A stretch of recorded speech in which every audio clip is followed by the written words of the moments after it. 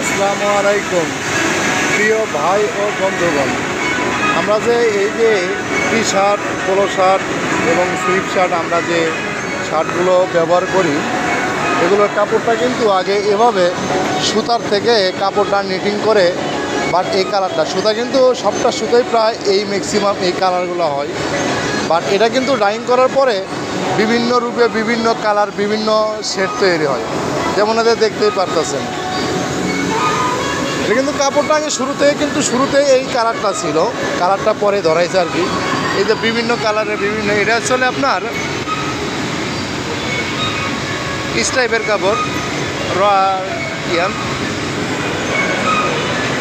এই যে এগুলো গেরে কাপড় বিভিন্ন কালার হইতেছে, যেমন এদের গেরে কাপড় থেকে যেমন টার্কিশ কালারের কাপড় একটা তৈরি হয়েছে, ব্ল্যাক কালারের কাপড় একটা তৈরি হয়েছে, এদের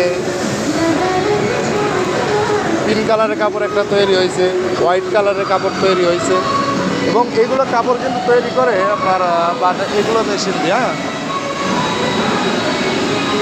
কালার আনে কিন্তু এগুলো মেশিন দিয়ে। মেশিনগুলো আমি আপনাদেরকে দেখাইতেছি।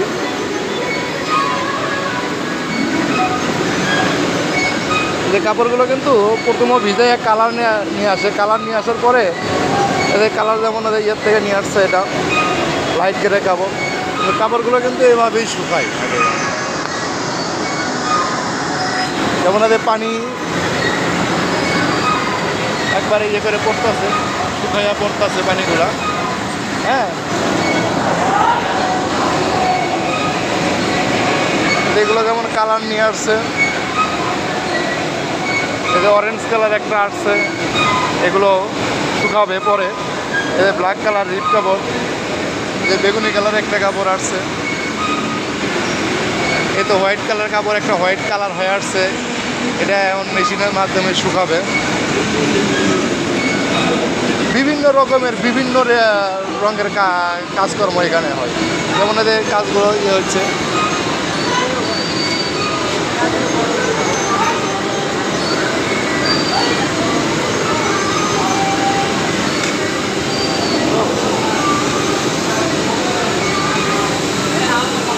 যদি এই ভিডিওটা আপনাদের কাছে ভালো লেগে থাকে, অবশ্যই লাইক কমেন্ট শেয়ার করে অবশ্যই আমাকে একটু আনন্দ দেওয়ার ব্যবস্থা করবেন, হ্যাঁ।